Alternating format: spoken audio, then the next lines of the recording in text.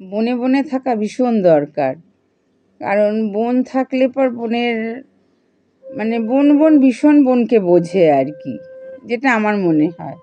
কোনো বনের সংসারে হয়তো কিছুই কাজ না, মানে হাজব্যান্ড ওয়াইফ আর বাচ্চারা, এটা থাকলেও যদি বোন থাকে বলবে আমার বোনের কি কাজ, উরি বাপরে বাপ, এই মেয়ে দিয়ে আসতে হয়, এই ছেলে নিয়ে আসতে হয়, এই বাজার যেতে হয়, এই করতে হয়।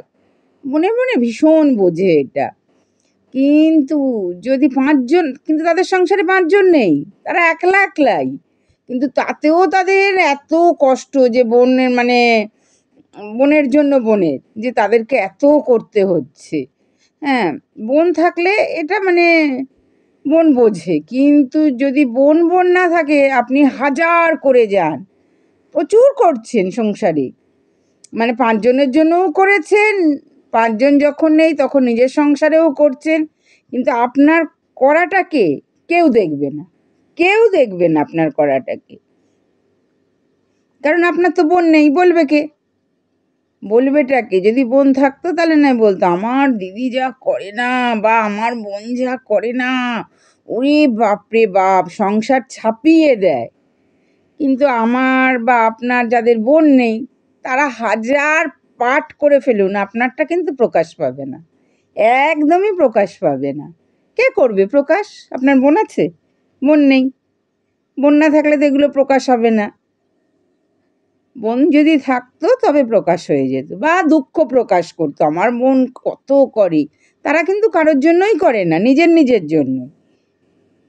তারা নিজের জন্যই করে, যে পাঁচজন আছে বাবা করছি তা নয়।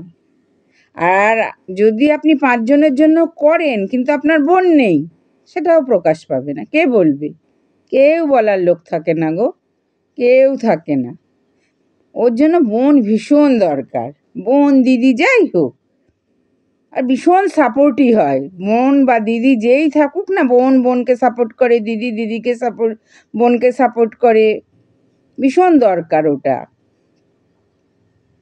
আপনি যদি একটা না পুজোয় শাড়ি কেনেন, যদি দিদি বা বোন জানতে পারে, উতলা হয়ে যাবে আমার দিদি বা বোন এবছর শাড়ি নেয়নি।